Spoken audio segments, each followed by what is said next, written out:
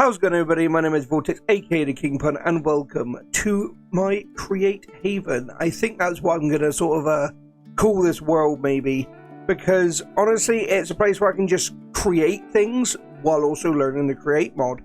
So it's a place for me just to kind of, I guess, experiment and try new things. And honestly, I think that could end up being the topic for today. The idea of, trying things, because I have been trying to do this whole creator thing now on and off for about probably almost 11 years now, I think.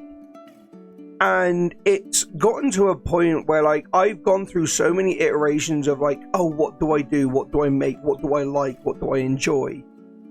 And, well, I always found myself coming back to Minecraft. I always did. Now, I don't think my sole creator, I want to say purpose, but I don't think that's the correct word. But my sole creation method, it should be Minecraft.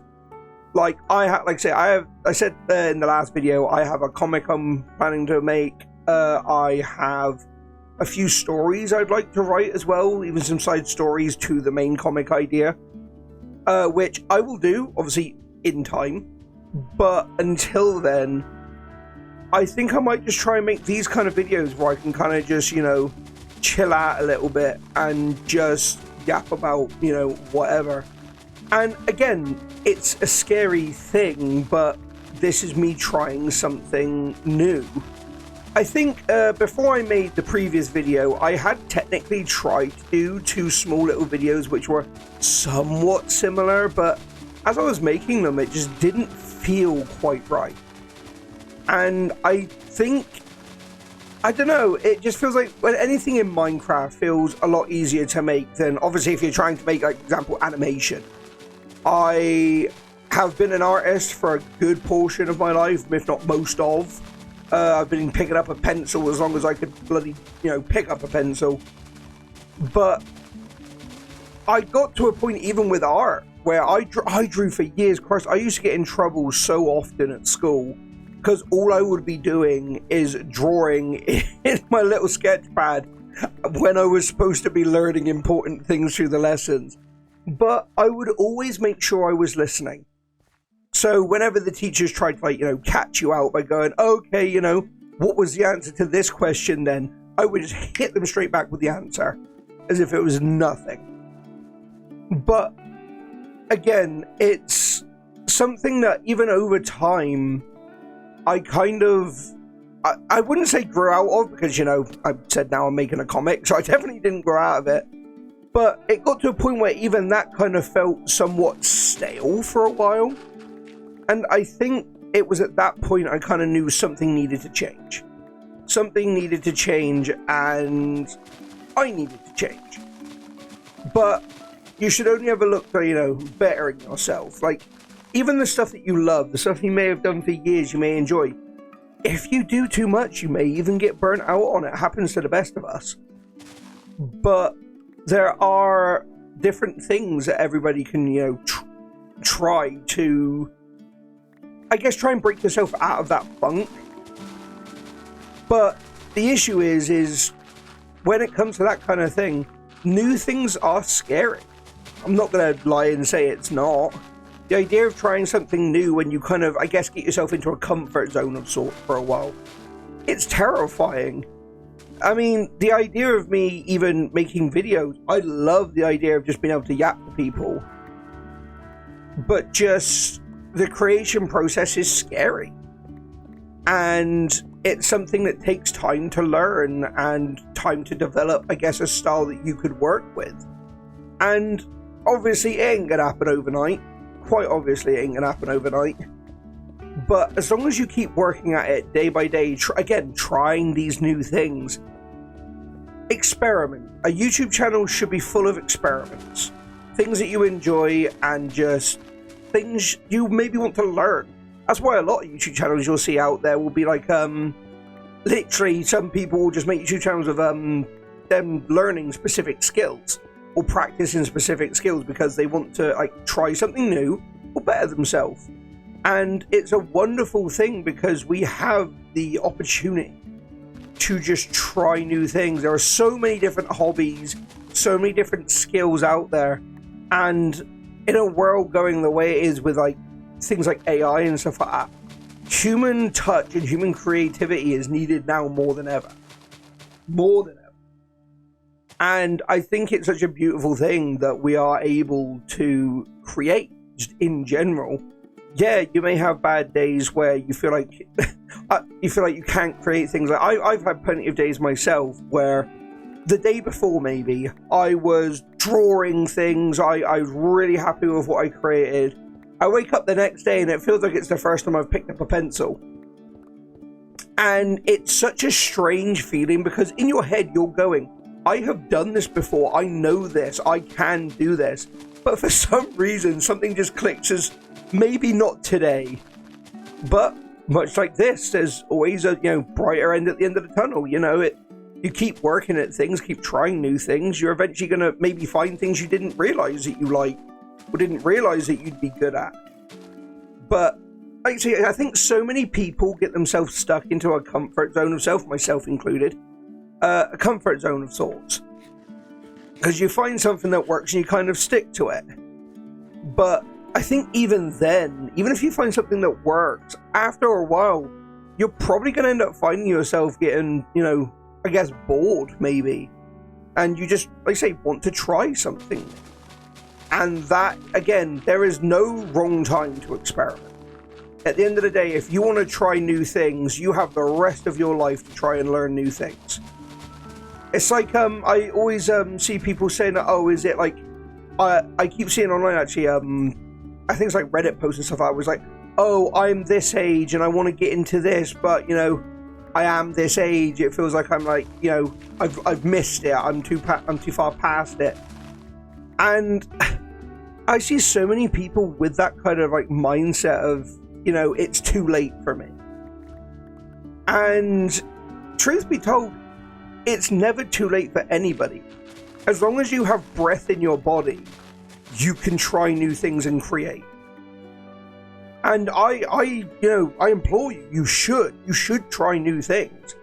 Even if it's scary, even if it's tough, the more you try something, it's one of the, I'm going to call the artist blight, because when you're first starting out as an artist, when you're trying to grow as an artist, just in your own skills, a lot of people will look to the internet for advice. Oh, how do I improve this drawing? How do I improve my artwork? And honestly, the advice that gets given, which, I'm sorry about this artist, I know you're probably going to feel this one, but we've all heard it a million times. They tell you to practice. The biggest advice you get is practice. Practice what you want to be good at. You need to keep doing it until you get it right. But obviously, as an artist, it can be very frustrating to hear that, especially when you're first starting out, because it doesn't exactly explain anything. Because saying practice is such a wide topic of like, okay, like what exactly do you practice? But that's where it comes back to you. If you want to get good at something, say for example, let's say another one for artists, anatomy, right? You want to get better at anatomy, you want to get better at drawing characters.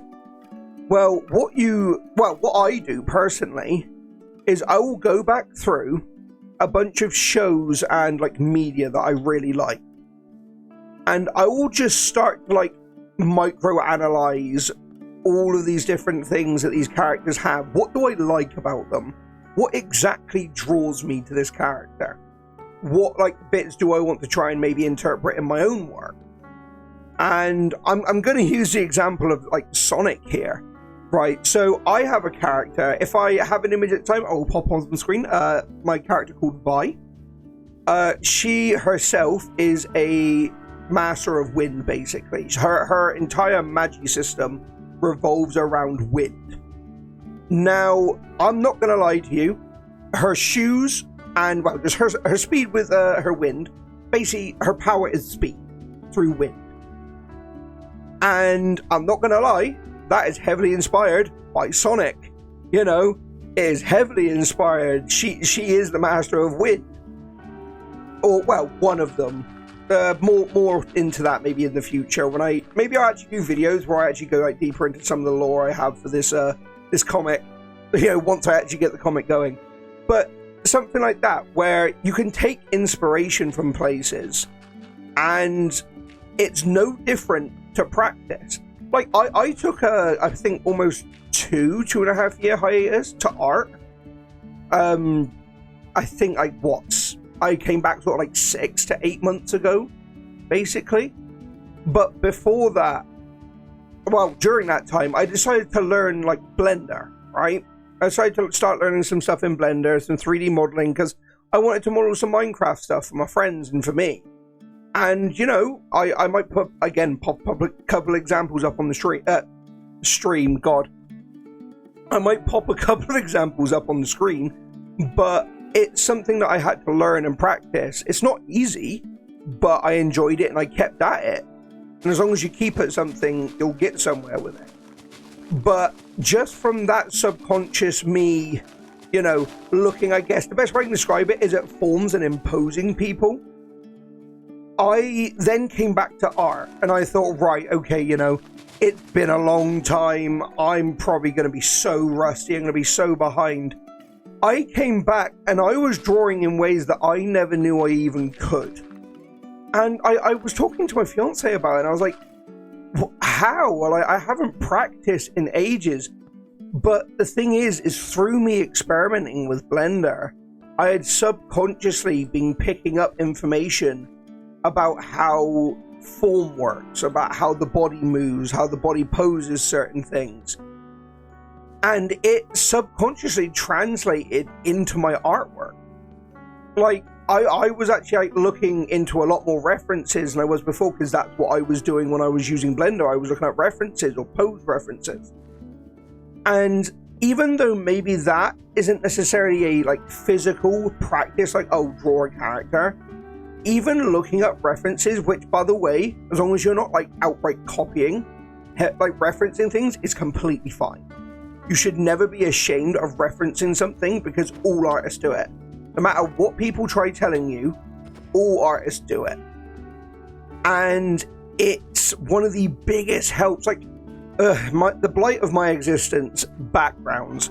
I'm terrible at backgrounds. I still am terrible at backgrounds. But I plan to learn because, I want to make a comic and I have this vision for this world that I want to create. This world that I want to develop, these areas that I want to build. And, those you can just look at references for. Whether you see something cool in a show or you randomly scroll through Pinterest is one that I regularly use. I regularly use Pinterest. It's all useful information that you can sort of build a stockpile of, and every single new thing you look at, whether you want to or not, you will pick up small little changes that improve the things that you make going forward. And you won't even, you won't even realize you're doing it. You won't realize you're doing it until you sit back and look at your work and go, holy shit, when did I learn that? And coming from experience, guys, this has happened way too many times for me, way too many times for me to count. But it's one of those things that if you didn't try new things, you wouldn't learn, you wouldn't develop. It's okay to, put something down, pick something up. It's okay to want better for yourself. It's okay to work to be better. Because as long as you're better than as long as you are better than the you were yesterday, you are making improvements. You are doing better for yourself. And I think you just need to kind of hold on to that. Is don't try to compare yourself to other people, other creators, other artists, other animators, other 3D modelers, whatever it may be. Compare yourself to the you were yesterday.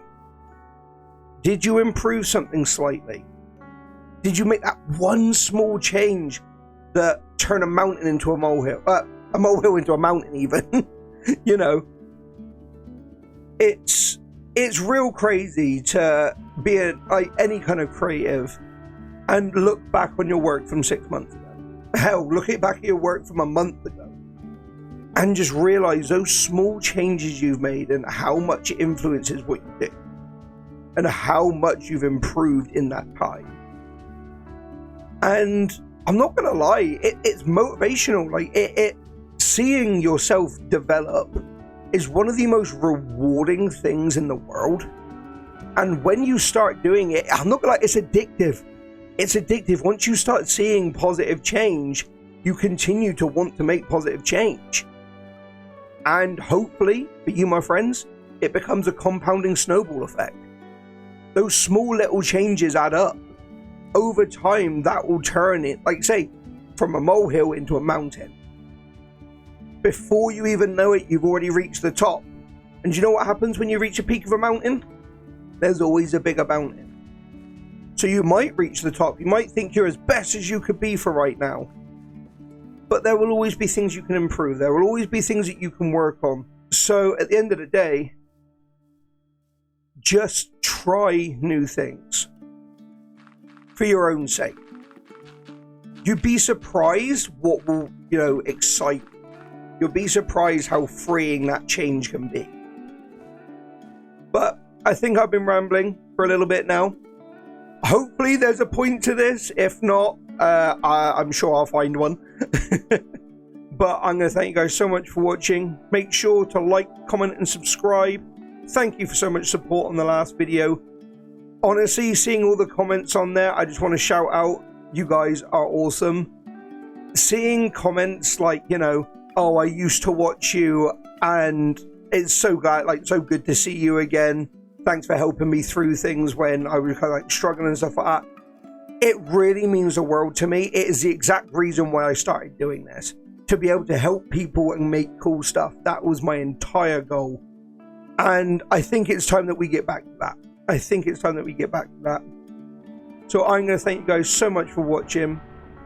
With that lightning strike, keep your chins up, don't let the crown fall, and I'll see all your loyal subjects in the next one. Take care, guys.